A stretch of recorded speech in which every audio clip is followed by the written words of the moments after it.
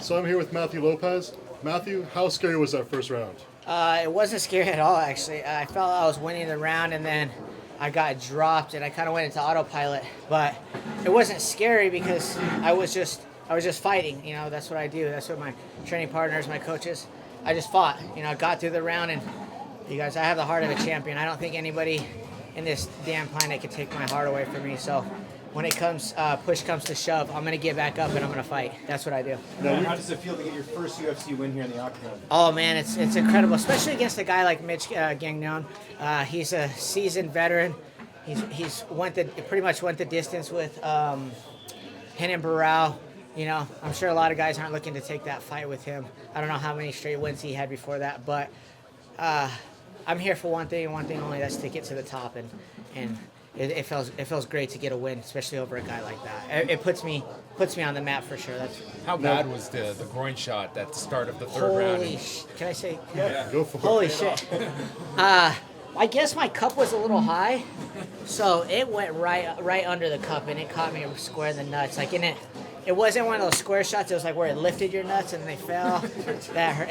It hurt bad. It was. But I knew he was tired, so I didn't want to give him that too much of a break. But I couldn't really. I wasn't like all there when I went back in as far as like being ready to go. Do you think those should be point? I'm sorry. Do you think that should be a point deduction? You don't. No. There's a couple instances where people they don't listen to the ref when they say, "Hey, listen, you know, keep your shots low or bring it up to the waistline." And if it was 3 times, then yeah. But once, you can't blame me. It's a fight, guys. Like, you know what I mean? Like I couldn't blame him for that. Were you surprised at all there was a 10-8 there from one of the judges? Did you think there was one round that could have been a 10-8 for you? For me, wasn't there a 10-8? There was. Yeah, I pretty much beat his ass the last 2 rounds. You know, so I think that was warranted. I think I took him down and I stayed on top. I would say 90% of the round. So, and he wasn't doing anything. He was just, when I would take him down, he would hold my wrist so I couldn't get any shots off. So, in my eyes, it was a 10-8. You moved up to Colorado for this fight. You're training full-time with Team Genesis now. How much did that help you in this fight? I honestly don't think I would have won that fight if it wasn't for my coaches, Justin and Trevor. I think Justin is the best 155er on the planet. And when I get to spar with him and wrestle with him every day, my confidence goes up. And if you guys know anything about Trevor Whitman, he's a mad scientist when it comes to this game. Mental, physical, metaphysical, everything that goes on in this sport, he's got it covered. He's there with me every single day. There's not a day that goes by that he doesn't either send me a text of encouragement, say to what time we're working out, whatever it is. Even if he says, "Hey, Matt, I need you to do 15 minutes of breathing today on a Sunday," that's what I do. This guy is, he changed my life, to be honest with you. So I can't thank him enough for the things he's done. So we've seen your striking game before. Mitch Gagnon is a very good grappler. How confident are you just jumping into his world and taking him down and playing the ground game with him? There's not. I think the most dangerous grappler at the 135 is obviously who did I lose to last time? Rani Yahya. He's the scariest grappler I think in the 135-pound division, and I had more submission attempts on him than the last fight. I gassed out the last fight, and believe me, I want that fight back. Grappling, there's no one that's going to come close to me in the grappling game.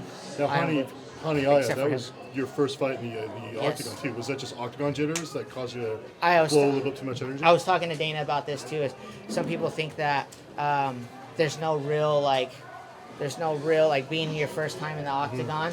It's real. Like, I went out there and you know, I saw the UFC name on the top of the little ring, and it was still prelim, and there was still, you know, 5,000 people out there, and believe it or not, it gets to you.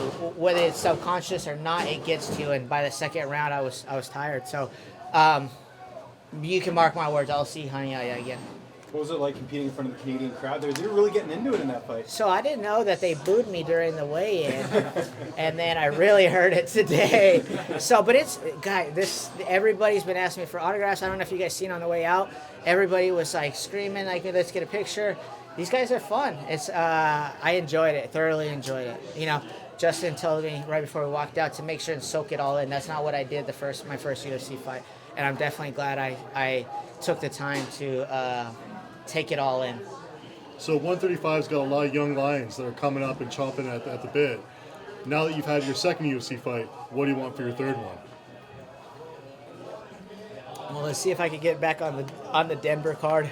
Justin's got a fight coming up for New Year's Eve in New York City, so plan to take the couple days off and then come back and help him out with his training camp, and then whatever they throw at me, as long as it's okay with Justin and Trevor, then I'm in. I don't care who it is. Thank you, Matthew. Thank you guys so much. I appreciate it. Thank you guys. Thank you, sir. Thank you, Thank you for the guys. interview. I really appreciate it.